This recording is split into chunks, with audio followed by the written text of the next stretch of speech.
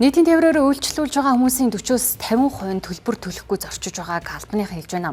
Иймээс зорчигчдыг төлбөрөө бүрэн төлдөг болгох зорилгоор автобусанд ухаалаг хаалт суйрлуулах туршилтыг энэ сарын 1-ээс эхлүүлж нэг автобусанд байршуулсан байна.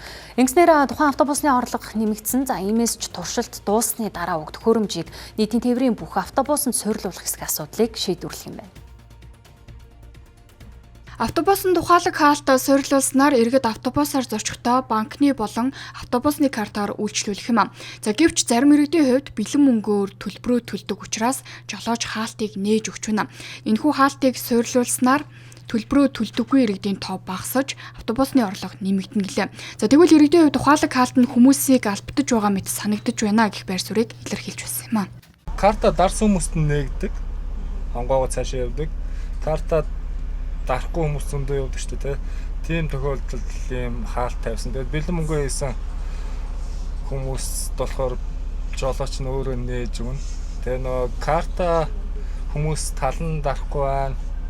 Тал нь дараад байна гэдэг үүднээс л ийм хаалт тавьсан юм шиг. Төлөө суудагч юм байх зүгээр явчих гэсэн юм зазал байдаг л үү.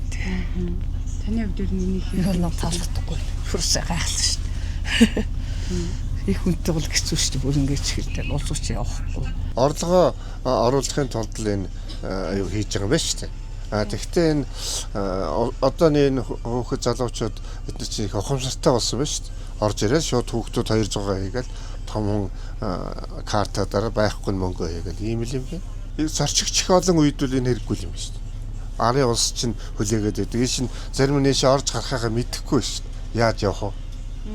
Энэ төгжигдсэн байна. Энэ одоо ямар очиртай. Ер нь хүмүүс ер нь төлбөрөөдөө сонголттой гэж боддог.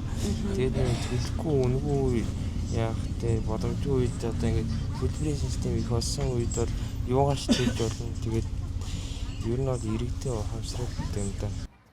Нийслэлийн хэмжээнд өнөөдрийн байдлаар 1162 автобус үйлчилгээнд явж байна.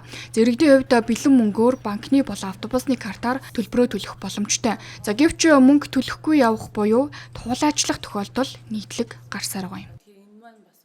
За мөн зорчигдоолох системийн тоо, за хөлс төлж байгаа зорчилтын тоо нэг тодорхой хэмжээгээр зөрүүтэй асуудлууд байгаа. За энэтэй холбогдуулаад манай газраас 2024 оноос хойш бол бэлэн мөнгөний хайрцагийг автобуснуудад иргэн суйрлуулсан байж байгаа. За ингэснээрээ бол нөгөө хөлс төлөхөөс зайлсхийж байгаа иргэд ч юм уу тий. За бэлэн мөнгөний орлогыг шууд төсөвтөнд төвлөрүүлэх бүрэн боломж бүрдээд байгаа. Зорчигчдоос төлбөрийг бүрэн авахын тулд төлбөрийн системийг олон хувилбартай болгосон. Түүнчлэн толгой тоолох төхөөрөмжийг нэвтрүүлсэн гэсэн юм. Гэсэн ч байдал дээрдэхгүй байгаа учраас зогсоолын хаалттай адил зорчигчийн хаалтыг туршиж эхлээд байгаа нь энэ юм. Нэг талдаа зорчигчдыг зайлшгүй төлбөрөө төлдөг болгох үр дүнтэй байгаа ч нөгөө талдаа богино хугацаанд зорчигчдоо суулгахад төвөгтэй байдал үүсэхээр харагдаж байгаа юм. Албаныхны зүгээс автобусны орлого хийгээд зорчигч буулгах, суулгах хугацаа зэрэг олон үзүүлэлтүүдийг харгалзсан үзэж нийтийн тээврийн салбарт нэвтрүүлэх хэсгийг шийдвэрлэнэ.